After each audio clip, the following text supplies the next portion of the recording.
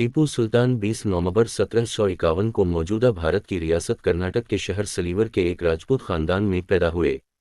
इनके वालिद सुल्तान फतेह अली खान, जो कि मैसूर के हुक्मरान थे, ने अपने बेटे को बहादुरी, जंगी हिकमत अमली और फौजी तरबियत देने में कोई कसर नहीं छोड़ी।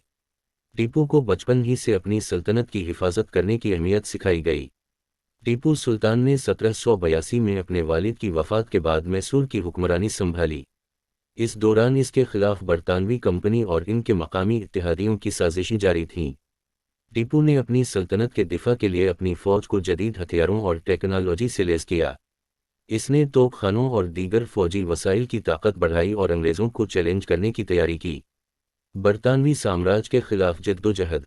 टीपू सुल्तान ने अपनी हुक्मरानी के दौरान बरतानवी ईस्ट इंडिया कंपनी के खिलाफ शदीद मुज़ाहमत की। इसकी जद्दोजहद की सबसे बड़ी मिसाल तीसरी जंग मैसूर है, जो 1709 सफ़र से 1792 तक जारी रही।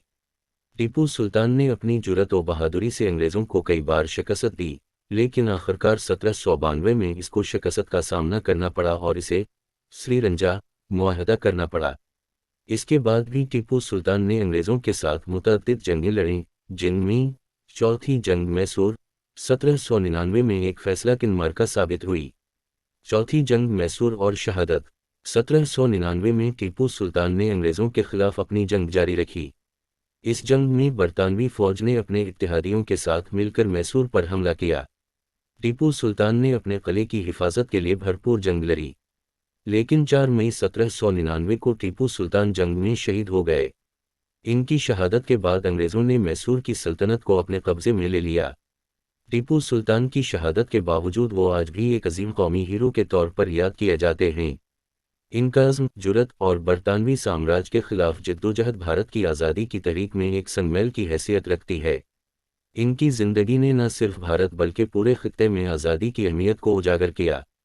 टीपू सुल्तान का नाम हमेशा आज़ादी की जद्दोजहद, बहादुरी और अपने मुल्क के दिफा की अलामत के तौर पर याद रखा जाएगा।